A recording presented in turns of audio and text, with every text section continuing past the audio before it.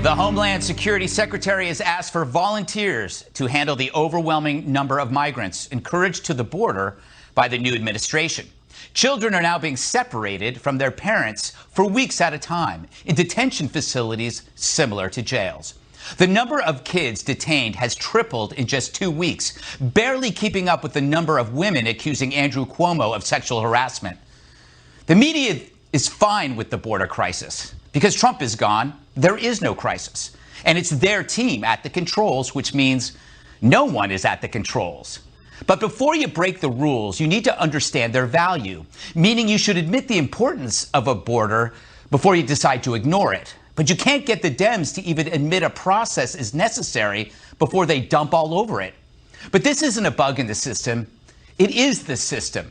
Those calling for student loan forgiveness ignore that paying one's debts is vital to social relations. Those calling for defunding the police fail to see how centuries of trial and error evolved toward the protection of a civil society. Mathematics helped us build bridges, towers, and tunnels for thousands of years, but now it's racist. I could keep going.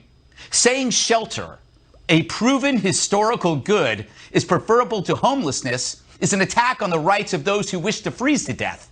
1 billion years of sexual reproduction can be brushed off, deciding in a proportionate blink of an eye that genders are fluid. You see, this White House is hobbled by a greater faulty thinking. To accept their path forward, you must pretend you weren't ever on the right path before. It's an ignorance for the sake of change. And when you point to the age-old lessons that prevented much unnecessary strife, who are you then? A Neanderthal, proudly. You know, I think I should just retire right now. Pull a Piers Morgan and leave, because that monologue, Dana, was the best work I've ever done. I'd say it was right up there. Right up there. Yes. Donna, you agree? It was beautiful. It was a work of art. You know, I don't know if you will qualify for an Oscar or Emmy, but maybe this weekend at the Grammys you can go and sing that, because that is not a hit worth remembering. Well, anyway, I want to throw a thought to all of you. It's Jen Psaki now explaining how labeling such crisis doesn't really help this challenge. At this point, is this a crisis at the border? Look, I don't think we need to sit here and put new labels on what we have already conveyed is challenging. With the huge uptick in the number of migrants being detained, including thousands of children, if that doesn't qualify as a crisis, what does? Well, because we think that it's most important to explain the substantive policy of what's happening, what the root causes are of why these kids are coming, and what we're doing to try to solve what is a very challenging circumstance at the border.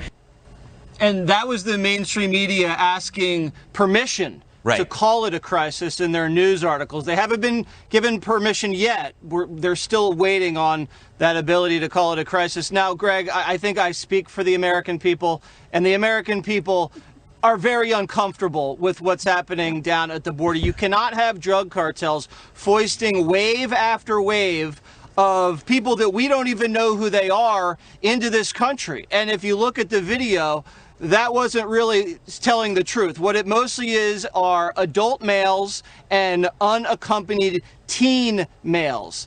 They're coming in, and the Biden administration is not testing them for COVID. They're letting the states test them. So what they're doing is then, even if they test positive or not test at all, they put them on a bus and they send that bus into the heartland. And right now, you have a situation where Biden says he's managing it. No, that's false. He's mismanaging it. Trump managed it by cutting deals, ending catch and release, and not making promises he couldn't keep. Biden did away with that, and even the Associated Press said Biden's got no plan. And the migrants feel like they're just being welcomed in. Right now, you have a situation where, in my opinion, he either didn't know that opening the borders was going to cause a crisis, or he did.